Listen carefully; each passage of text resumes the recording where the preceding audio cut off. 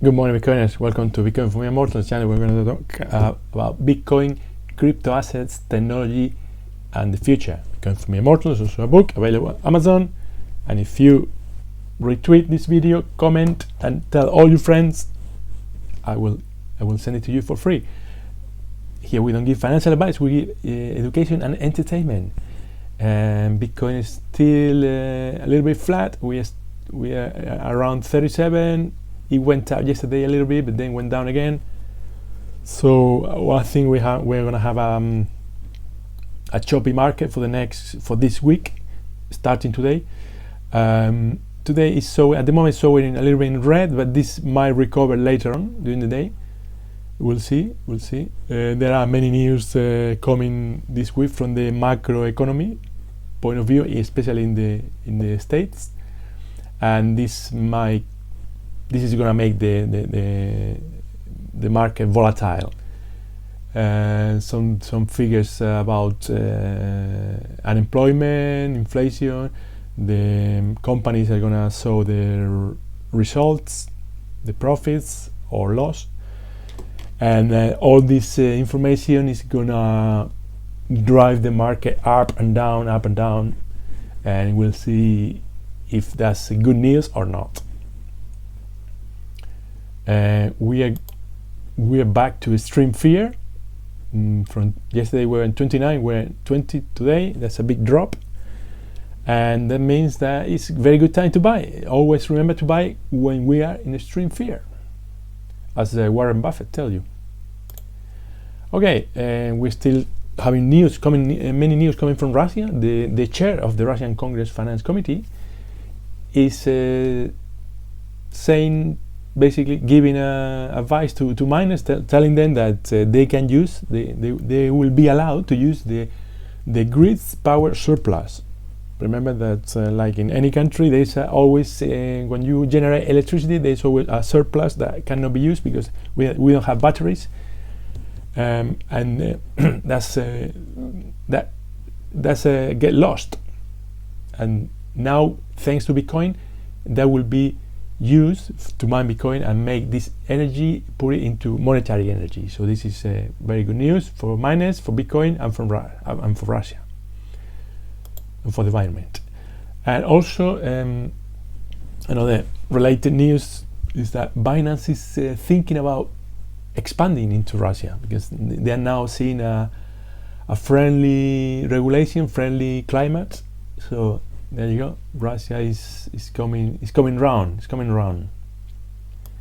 This is good. And also, Saturday I told you about Arizona. Yesterday I told you about Mississippi, and now I have to tell you about Colorado. Colorado is the next state in the union that had decided that they wanna be involved. They wanna participate in the crypto and the Bitcoin ecosystem.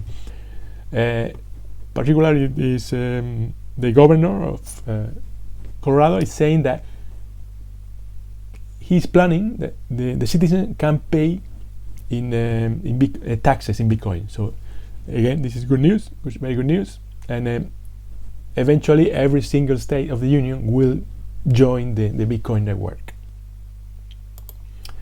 What else? Also Nigeria is one of the top, I believe is in the top 5 countries. Yeah, if I remember well, in the top 5 for Bitcoin adoption and peer-to-peer transaction in Bitcoin. So it's showing the world how it's done. They have even the government is participating and helping their citizens to embrace this currency. They're fighting inflation. They're fighting. One thing that they are fighting in these countries is corruption, because remember that because Bitcoin goes, every transaction goes in the blockchain, and that is public, transparent, and immutable. It will make it really hard for politicians to get money, to steal money, basically, because that is public. It's a public.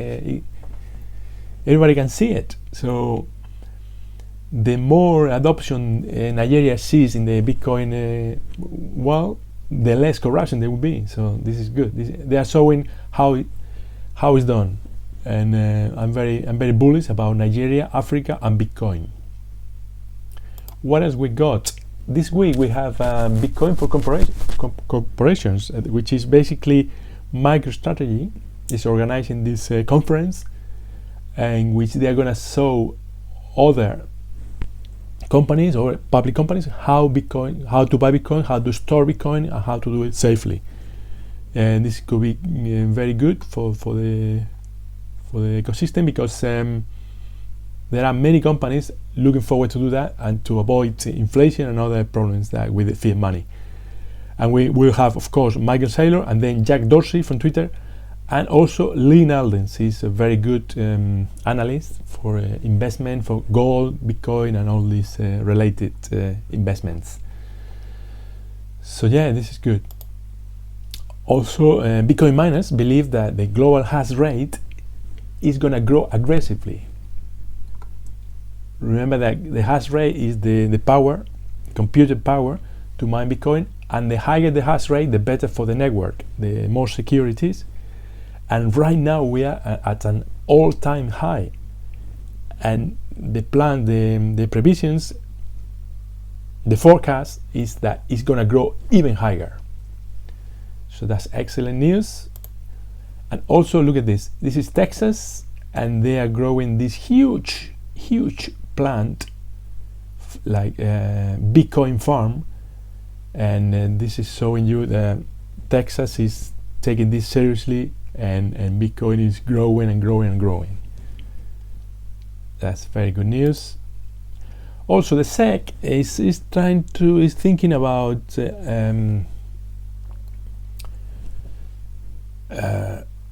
change the definition of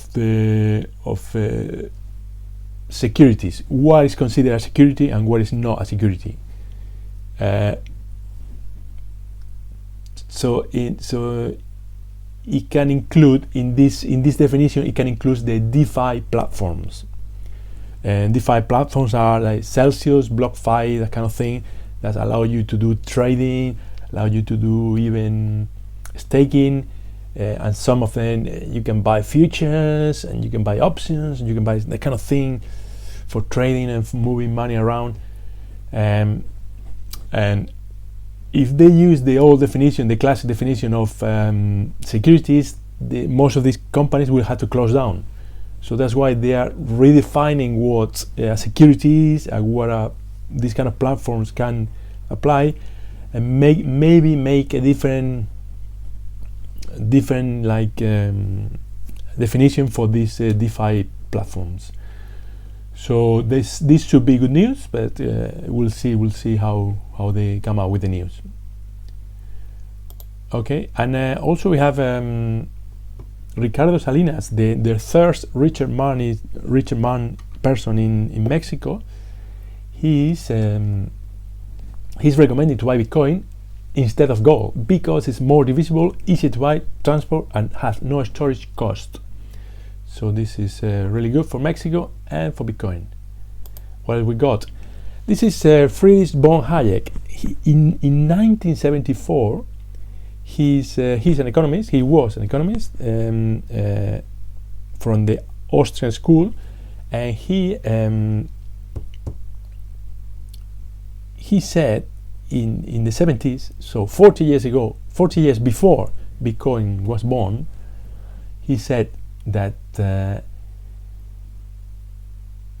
we will never have good money again until we take money away from governments. Of course, we cannot do it violently, but all we can do is, by some slight roundabout way, introduce something that they can stop. This is exactly the definition of Bitcoin. I'm pretty sure Satoshi Nakamoto read this and then start thinking about how to create this slight round way to introduce Bitcoin. Because Bitcoin is exactly that. It's taking away money from the government and in a slight roundabout way, and they cannot do anything to stop it because it's so decentralized. So this is amazing. he will be very happy when he's watching this from wherever he is. And yeah, here we have a Thomas Randolph that in 2011 he said, well, Bitcoin is $14,000, no, $14, and it's not going up, so I'm gonna sell it. And he sold all his Bitcoin at $14 a piece. I don't know where you are, Thomas, but you made a huge mistake, and you know it.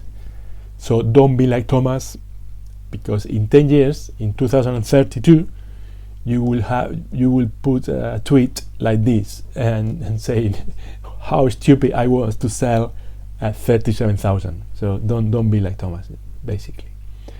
Okay, and yes, always remember, inflation is a silent thief. Inflation is stealing your money. Doesn't matter if you get a pay rise of 5% this year. Inflation is 7% officially, and you are losing money every single year. So the only way to escape inflation is by investing in assets that doesn't suffer from inflation. So this is Bitcoin. Bitcoin, despite the volatility, is going up and up and up. So Bitcoin is been for the last 10 years the best safe haven for inflation. So put some of your money, at least 10%, into Bitcoin. Anyway, okay guys, this is all I got for today. Thank you very much for watching. Remember to comments, notification bell, retweet this video, ask me any questions, and tell all your friends about this channel. Thank you very much, and I will see you tomorrow. Bye bye.